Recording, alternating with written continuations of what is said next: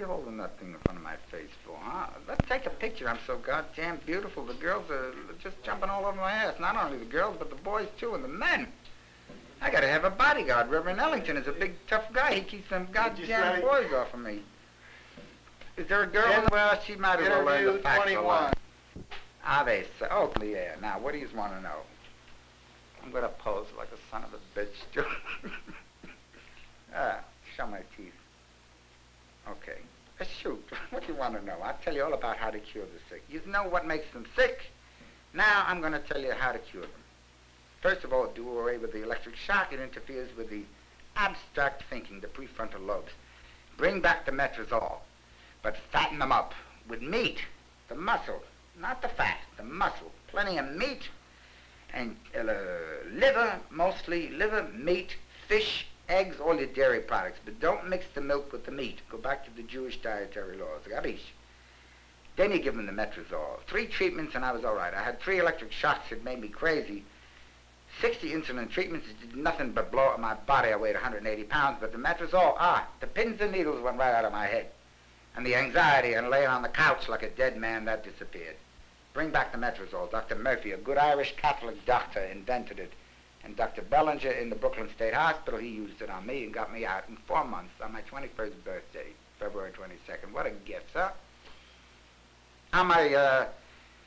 On Labor Day of 1957, the Christian Science practitioner brought me out of it. Then I decided I was going to commit suicide. I tried everything, even the Roman Catholic, the pieces of the bones of St. Teresa and all that shit. I drank holy oil and holy water. My sister bathed me with all that bullshit.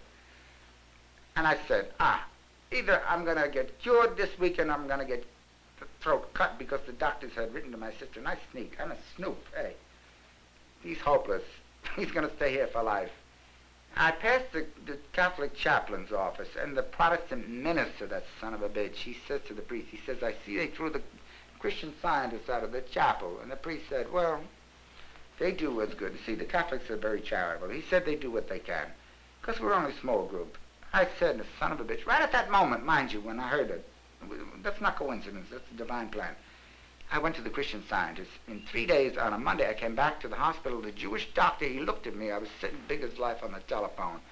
He says, quoting from the Bible, he hath put the mighty down from their seat and hath exalted them of low degree. I was a dead dog on the floor on the Friday when I went on past, and on Monday I was a big shot behind the goddamn desk. See, now I was all right for a couple of years, but I worked too goddamn hard. Then the son of a bitch, Hendy, he forces me to take electric shock up there. I call him a bag of bones, a rag bag, a refugee from the rag bag, a Protestant son of a bitch again. He gave me the electric shock. He destroyed my memory and my thinking process. A dirty bastard. He's going to pay with crushed hands. You put this right on the goddamn film, because my brother Mike's in the syndicate, and Vinny is his helper too. I want this all to go right on the goddamn soundtrack. Either that or he's going to go down on his goddamn knees. And he's going to get the electric shock. An eye for an eye and a tooth for a tooth. That son of a bitch is going to get electric shock. He's crazy. He's got the Jehovah complex.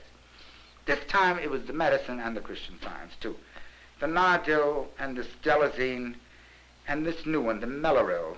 And the sodium amytal for the people that can't sleep at night. Why don't you use the sodium amytal? It isn't that habit-forming, is it? Hey, come on. You're supposed to be telling me. This is all I get. Meloril to keep me from going into euphoria. See, that's what happened the last time. I went so high, Jesus, there was nobody holding me down. I went not past the goddamn moon or the rocket. I was way up on them goddamn, those, anyway, those, come on, help me. What I don't know. You don't know? You didn't study astronomy. What the hell's the matter with you? The outer space, way back, 10 million light years away. See, but I had to have my feet on the ground. I had my feet on the ground. My head was 1,000,000 miles away, you see. Now the head is back down on the earth. The feet have always been on the ground. The head was in the mud, too, when I was not catatonic. I had no memory. I had amnesia, almost 98%. Now the happy medium. Now I'm this way, like you want. Like the smoothing of the water when they throw the oil on the water, this way. And when somebody says something rotten to me or they hit me, I don't get hurt and depressed and slink into a chair. I get so goddamn mad I beat the shit out of them like my mother did with the baseball bat. My mother hit them goddamn waffles in the head with a baseball bat. And the girls, if they come home late, She hit the boyfriends on the back with a broom, and she threw the dishes at the girls like Maggie and Jiggs. Down the cellar she chased them. She'd sit up and cussing and swearing and putting the curse of Rome on their head until 11 o'clock they were all in. Then she said the name of the Father and of the Son and of the Holy Ghost, and she went to bed and she slept the peace of the just. That's why she survived to be 51 with 9 children, 7 daughters, keeping company at the same time. She had 6 or 7 more children after that, stillbirths and some that lived. Oh, my brothers, what a tragedy. With 2 boys, me and my brother Ziggy, and the 7 girls that lived. The girls were tough. But the 5 or 6 boys she had after that, well, in that time of life, they're not supposed to have the children. They were either stillbirths, or they died, or the doctors couldn't put the life into them, or they died within 3 or 4 months. She was too old. She had her last children when she was in her 40s. Does that sadden you?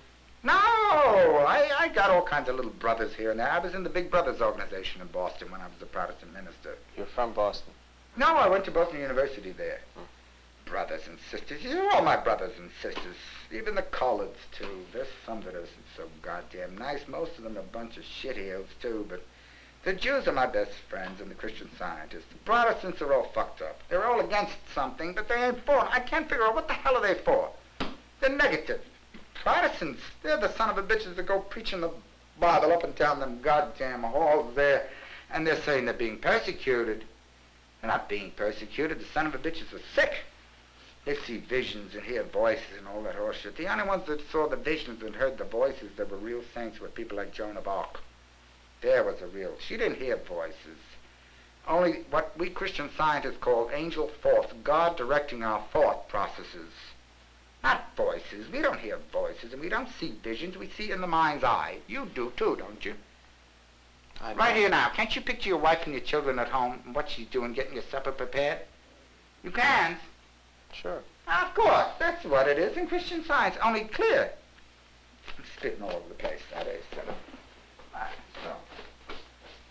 Oh, where's that cup of Java? Not on. Cup of poison, I call it. You know what the coffee is good for? It serves as a good purgative to wash your lower intestine out. And the trianesia I get, it settles the acid stomach. But I haven't had any trianesia for 2 days. Because they're afraid of me. I terrorize the ward. And Reverend Ellington, who's my very best friend, he's doing the healing work. He's a student of Christian Science, too, now. Because I don't want to be bothered. I pray for them, too, but I ain't going to fight. I play the piano and I pray for the son of a bitches, that's all. They're mostly a bunch of dead bellies. They're dead from the neck up, and from the waist down, they ain't got far to go. They're alive in the pants, most of them. But from here on up, they're dead spiritually and mentally. From here on down, oh, the bellies are alive. They pile all that goddamn chow in there, and they never take a shit. You ought to hear the way they stink, some of them old bastards that sit in the chairs. An old chief, we got an Indian chief. He shits maybe once a week. It smells like a serpent crawled up his ass and died there. Hey, if you don't like this dirty talk on the thing, the hell with you. Mrs. Mayer and Dr. Slockbauer would approve. There's nothing bashful about me. When I was a kid, I used to run down the cellar and hide in the coal bin when anybody came in the door.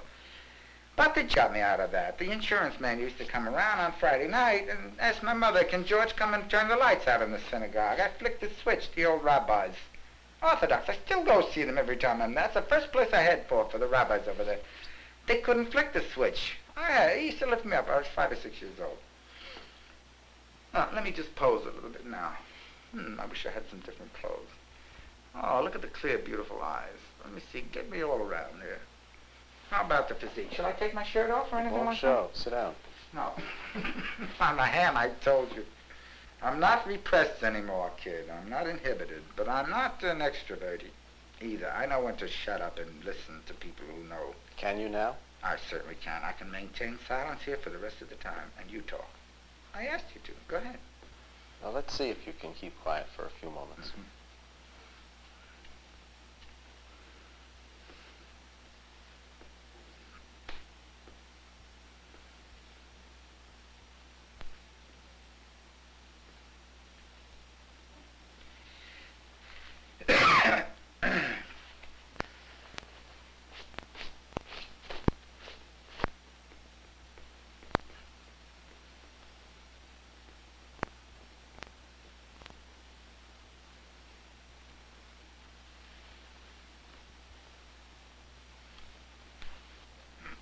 You've done very well.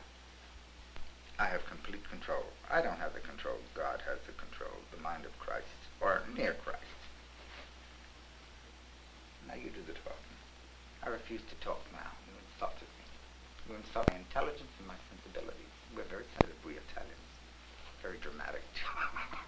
I can cuss you out 1 minute and the next minute I'm all over you. I think people, I call them dirty black niggas. You know why? Because they're too goddamn easy on patients. Like I told you, the nurse, that Dudley, that son of a bitch. I told Miss Sherman, she's a sweet little colored girl. She's like a little mouse. Stay the hell away from Dudley. Listen, while I was there, he was locked up in the security room all day long. Today he was out all morning. Ellington's been working with him, and the Protestant chaplain came in. In other words, all the faiths had come in.